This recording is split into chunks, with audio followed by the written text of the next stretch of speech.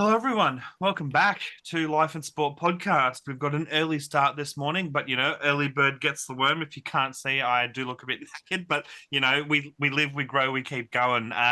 We are joined by a very special guest. She's a 2021 Rugby League World Cup England Lionesses representative.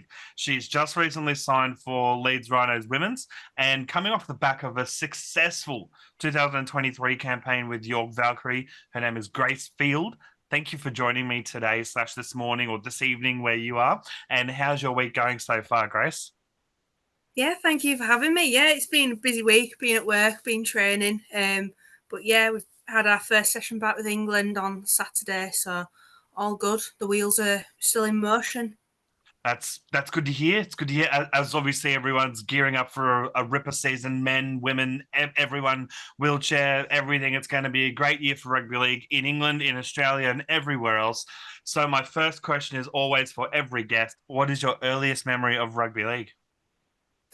I have a couple. Mm-hmm. Um, so I think in terms of playing, my dad took me down to my local club, which is Alton Raiders, Mm-hmm. to join the infamous Rockies Mini Raiders. And I think there's a lot of rugby league players that have gone through Rockies Mini Raiders, and went down, and I just fell in love with it there and then. I think he thought it'd just be something that'd occupy me for a couple of weeks. I'd get bored and move on, Yeah, like I did with the rest of the sports that I did. But it didn't quite work out for him. I'm still playing now. And I also remember my first ever game that I went to. Went and we sat the row in front of Ali Lauititi, who had just signed yep. for Leeds, and I remember like you could just feel his presence at the back of you, and he signed my ball for me. So yeah, That's awesome. So you're a Leeds girl through and through growing up as well? yeah. I grew up in the south of Leeds, and just rugby league fever hit me quite young, and it's stuck with me ever since. Yeah, That's um, very interesting because a lot of people, especially not necessarily this sort of crossover with rugby league and football in the UK, but definitely in Leeds, there's a big divide because it's a big football side at Ellen Road, but there's also big rugby league at Emerald Headingley. If you don't mind me asking, did you follow both, or was it just Rhinos like from day one sort of thing? um, I've I've always followed Leeds United, sort of like in the sense that they're my team, they're my football Yeah, team, but I definitely had much more investment in Leeds Rhinos, had a season ticket and that. But I always knew how Leeds were getting on because yeah. my dad and my granddad are big supporters, so I always had an acute awareness of what was going on. So exactly. So your focus was Rhinos, and your dad and grandfather would tell you how United were doing. Yeah, exactly. They'd feed it into me. I don't think they'd have allowed me to support anybody else. Oh, honestly, same. I myself have Leeds heritage. My dad is from Leeds. His dad's from Leeds. Their dad's all the way dating back generations Leeds. So very much the same. My dad would instill in me, how Leeds United were doing. How I'd mainly focus on the Rhinos because rugby league is a big thing here, much more than football. And so I'd be focused on the Rhinos, but Dad would always tell me about United. Unfortunately, we were going through a trash time, but there's definitely been a great last, you could say, 10 years. It's been pretty bloody good for Leeds United. But this isn't a football podcast. I mean, it is, but it's not a Leeds United podcast. Wish it was. And so we're continuing the questions about your career and your following and whatnot. So obviously, we just covered what team you followed growing up. The next question would be, obviously you got the call to make your debut for, you could say, rivals to an extent of Leeds Rhinos women, which is the York Valkyrie. What was it like when you found out you were getting, your first professional Super League women's start? Um, I moved through from the Castleford Tigers midway through. I think it was the 2021 season, Okay. post COVID, and it was just great. I'd been at university in York for 3 years at that point, and it was a city that felt like it still does feels like home to me. Really nice little city, and yeah, the second that I was approached and said, "Would you be keen to join York?" It was a bit of a no-brainer for me. I love the city. I lived in the city, and it sort of felt an unfinished. I had unfinished business with the city of York after university, So the chance to go, I jumped at it, and yeah, it was a great opportunity. Well, speaking of, it was an absolutely ripper season for York Valkyrie. You guys ended up winning the grand final. What was the season like from, it would have been a whirlwind basically, but what was it like for you personally and as a team in particular? At what point did you guys, obviously you have the belief from round one, really, every team needs to have that belief that you can do it. But at what point did you sort of start to feel the actual, hey, we can do this, we can get this win sort of thing? I think coming in for pre-season, there was a strong sense of confidence around the team, which is always a great thing to have. But I think as a team, we had felt wronged quite often in the sense that we Yeah. knew that we deserved to be better, we deserved more trophies, we deserved to be winners. And I think that mentality really steered York through last year. So like it was very relentless in that pursuit of silverware. For me personally, it probably wasn't the season I wanted. Having surgery midway through on a Mm. long-term shoulder problem, but it was great to see that everyone else reaped the rewards of the hard work that they've been putting in throughout the season. Yeah, absolutely. Well, it's not just yourself. It's not just the team of 17 on the day that win the grand final. It's the squad that help the whole season. Whether it's someone plays one game, that one game that players had helps the end goal in that season. And as you just mentioned, you had shoulder surgery in the middle of the year. Obviously, earlier in the year, just like not obviously this year, but last year just gone was the Rugby League World Cup. Obviously, it was postponed due to COVID. It was a home World Cup, and you were called up to play for the Lionesses again. What was that like getting your call up and being like, I mean, I know you'd represented them before, but a World Cup is something special more so than a test match sort of thing. What was it like getting the call up to represent, your nation, your family, and at a home World Cup as well? Yeah, I think it being a home World Cup made it even more special. Um, but yeah, to get that call up was just unbelievable. Don't really think words can kind of describe the feeling of it. It was one of those where it was just really special. It felt like all the sacrifice and everything that you sort of like you have to not remove from your life, but like Overcome sort of thing. oh, yeah, so the overcoming of like various sort of like roadblocks and all the sacrifices you make, not going out with your friends on a weekend and having to sort of like have few but like not celebrating birthdays properly, etc., etc. It somewhat made it worth it. Yeah. Which it was great. It was a great feeling, and to be included in that squad, and get to spend so much time with such incredible women. Yeah, it was a great feeling, and almost like a relief because we were made to wait. Yeah. We were made to wait to find out. So yeah, it was definitely a big relief for me that day, and it meant that I could Abs- then sort of like switch not sort of like switch focus and just fully narrow in on that World Cup. That's incredible. And also, as we just said, it was a home World Cup, so there would have been no, international travel sort of thing all the way over to Australia or New Zealand or France sort of thing where, you could literally stay home basically for lack of a better term and focus on that, not having to adjust to a new climate or anything like that. So that would have definitely been a big help as well. And also being able to play in front of your family and your friends. At what point, when you're on the field and you're staring at the crowd and you see, your family, what was that like being able to do that?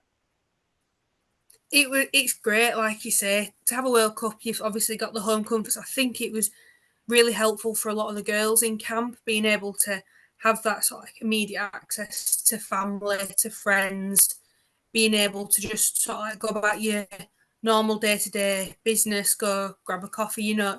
We stayed at Wheatwood, which is where we've had multiple camps and we do train. So it was one of those where it was very comfortable for us and definitely helped us sort of like in terms of recovery and preparation. But to be able to have your family watching you, it's something special. Like there's not many sort of like occasions, especially internationally, when you're required to travel. Your family can't always make it, which quite bittersweet that you're getting to play, but like mum and dad out there to watch you. But it's one of those. It was fantastic, and just to see all the people that turned out to support us, It's just unbelievable. That's incredible. And obviously, going off the back of this past successful season with the Valkyrie, you signed with the club that York ended up defeating in the grand final, my beloved Leeds Rhinos. Again, what was it like getting the call from whomever at Leeds and saying, "Hey, we'd love to have you," to a point of now you're in the preseason in the trenches with the girls? Yeah, so after the grand final, for me, I felt like it was time for me to. I needed a change. I needed to freshen myself up a bit. Felt like I'd gone a little bit stale, so I approached Leeds and just asked if there was any opportunities available for me at the club, and then I went and sat down with Lois. We had a coffee and we just had a chat about where I saw myself going, what my vision for myself was, and what Lois's vision for the club was, and how we can like how we aligned, and it just seemed like a very natural fit for me. Obviously, growing up supporting Leeds, it made that decision quite easy for me in Yeah. terms of knowing that this was the right move for me, and I don't have any regrets. I think it's been a great move for me, and hopefully this year I'll come out the blocks firing. Absolutely, fingers crossed. And obviously, so far, you've not played a game yet for Leeds, but obviously that's definitely coming in the near future. But obviously, we've got some sort of fun questions to go with that. And at the club so far, who have you picked up as being, the pest or the jokester of the side? Um, well, there's a few jokers in the group. Okay. Yeah, I'd say Kira Bennett's definitely one.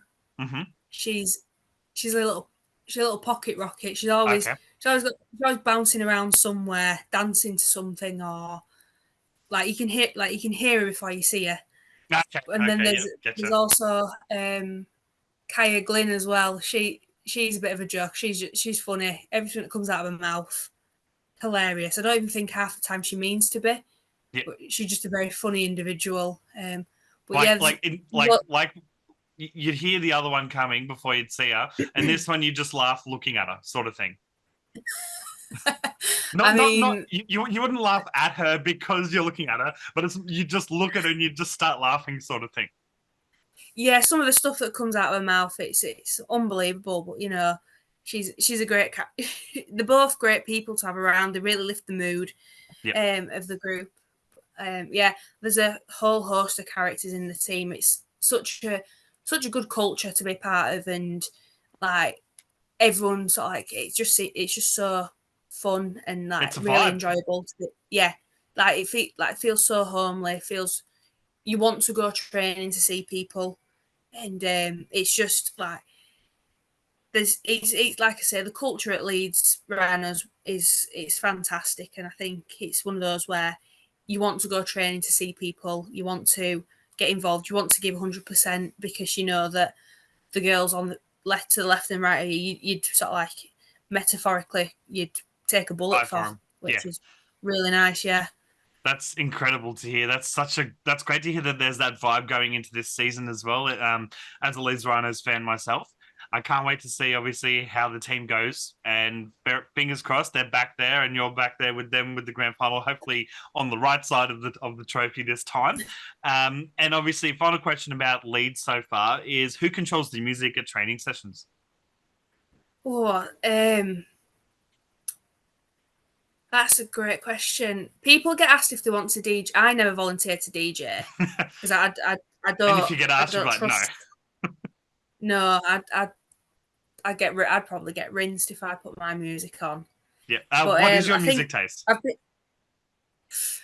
I listen to a bit of everything. I know that sounds really cliche, but I've got everything on my phone from like Dom Dollar and dance music right through to Slipknot. So it's a real eclectic mix. It depends. I like something with a heavy beat on a game day, but I've been reliably informed that once again Kira Bennett is in charge of the music on a game day. Okay. So And she's the game day yeah, locker room music DJ. yeah, she's the hype woman of the team. Okay. She That's brings the vibe. Okay, so but you're yet to see this. So after round one, we're gonna check in and find out if she's got the music to match the vibe. Um, we've got some quick fire questions and then two final you can say deep-ish questions, and we'll wrap it Yeah. up from there. Your feet deserve a break, guys, and what better way to treat them right than with a new pair of thongs? And guys, Toei Thongs has you covered. No word of an actual lie. These thongs are the comfiest pairs I've ever owned. Straight out of the package, soft as heck. You know, they come in single plugger and double plugger. I'm currently rocking the single pluggers. Yeah, guys, for just $30 per solo pair. And the more you buy, the cheaper they get. And who doesn't love cheap thongs, you know? They also offer a monthly subscription to receive a pair every month for 6 months. So if you're a thong fiend or just need a new pair, be sure to head to toeythongs.com, use our code LifeandSport15 for 15% off at checkout. So the quick fire questions, first of all, Apple or Android? Apple. Absolutely. What is your favorite movie of all time? Oh, Yeah, big question. I'm not a big movie person. Okay. What's your favorite show then, if you're a shows person? At the moment, I'm a big fan of What We Do in the Shadows. Okay. I've not Yeah, seen that. I've been recommended. Is it good? it's hilarious. There's also a film version of it as well. So I thought I'll I'd say heard of those it that two. way.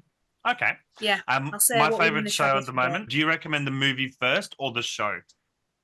Um, movie first, but I think the show's funnier. Okay. Okay, I'll keep that in mind when I go in like to watch the movie, and then when I watch the show. The show I'm currently binging, and I'm binging it for I think the seventh time. At the moment is Ted Lasso. I like you can't go past Ted Lasso. Yeah, it's great. It's got some good little nuggets in there, hasn't it? Some good little Oh, quotes.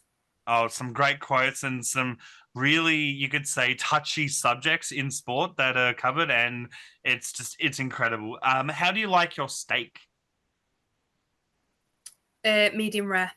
Very nice. Very true. I had someone the other day say well done, and it's just, oh, I should have ended the interview then. What's the point? What is the Right? point? Exactly. You know, put If I want to eat a manhole cover, I'll just go to the road. Like, ah, oh, they're just honestly at that point. Well, yeah, why? And my final question of quickfire is: what is your drink of choice? That can be alcoholic, that can be energy, that can be whatever drink you like your go-to from the shop fridge. ooh, ooh, I'm a bit of a sucker for an iron brew. Ooh, okay. Iron brew. Yeah, I do like an iron brew. If not, I'm a full fat Coke gal. Yeah, fair. Fair. I'm Yeah, currently sipping on the caffeine Coca-Cola because I just woken up. And I'm not the biggest fan of coffee, and I'm not the biggest fan of energy drinks. So I'd rather have a glass of Coke. I know that sounds gross, but I'd rather have that because it's got caffeine in it than and a cup of coffee, etc. But yeah, iron brew. That's very interesting. Obviously, it's a very popular drink over in the UK. To anyone who doesn't know, that's in Australia, who may not have experienced iron brew, what does iron brew taste like?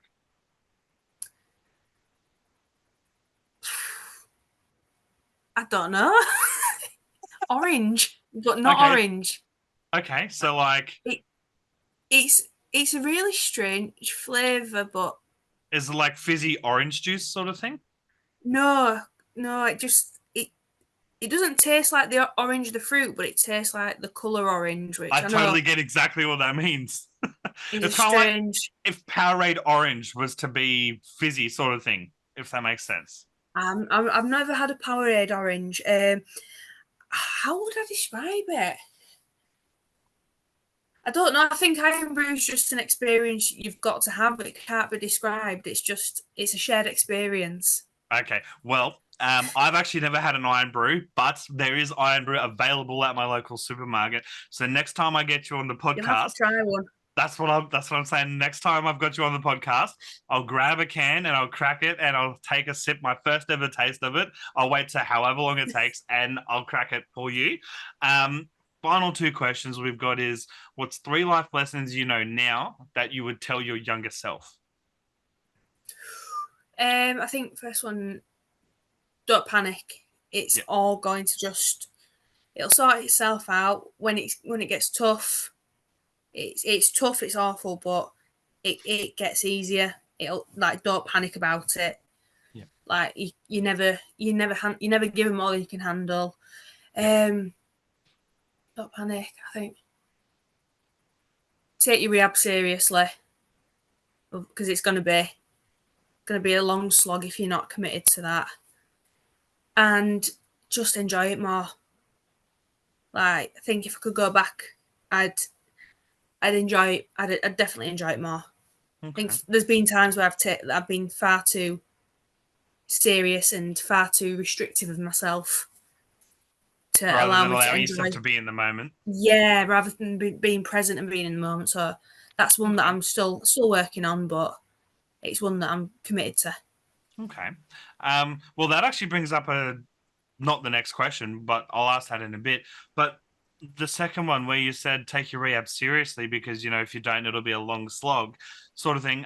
With the shoulders injury slash surgery that you went through midway through last year that you mentioned, is that sort of the advice that you're thinking of? Like, did you take rehab? Obviously, you took it seriously, but did you say maybe not take it as seriously as you could have, and it had like a long lasting effect so far, or tell us about the rehab for that.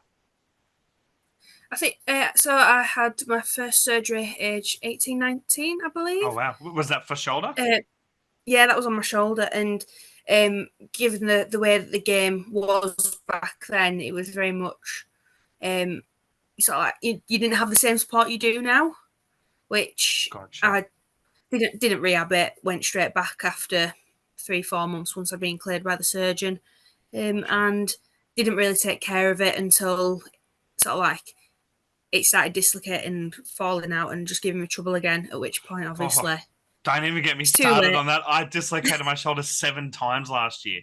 It's, Yeah, it's it's. never I fun. can no, no, it's definitely not. But no, so okay, so you didn't rehab it properly back then, but as you said, there was a lot less resources in women's rugby league Yeah, compared to what there but I are think now. just in terms of like general sort of like rehabbing better, like taking it more seriously. There's been times when I've been younger, I'd like it'd be a toss up of spend your evening sort of like watching a film while going to the pub or something, and or do your rehab. Sort of like take 10 minutes to just do those little movements, do those stretches, and I'd often pick or just neglect to do it. So there's been some times where rehab hasn't been at the forefront, but now I like to think I'm a bit more conscious in that Yeah. you've only got one body, and Yeah. if you don't Yeah. look after it, it's gonna sort of like it's gonna let you know if it's not happy. So That's fair enough. And yeah, how is your shoulder going so far now since the surgery midway through last year? yeah, all good, all good. We're all good to go. Been back in training now fully since Christmas, so all That's good to go. awesome. Looking forward to testing it out. Yeah, absolutely. And obviously that goes without saying. The final question is, what's next for Grace Field? Just to have just to be able to have a 2024 season where I'm playing, I'm happy, I'm enjoying myself, and winning silverware with Yeah, my team. that's Yeah. awesome. I'm just gonna click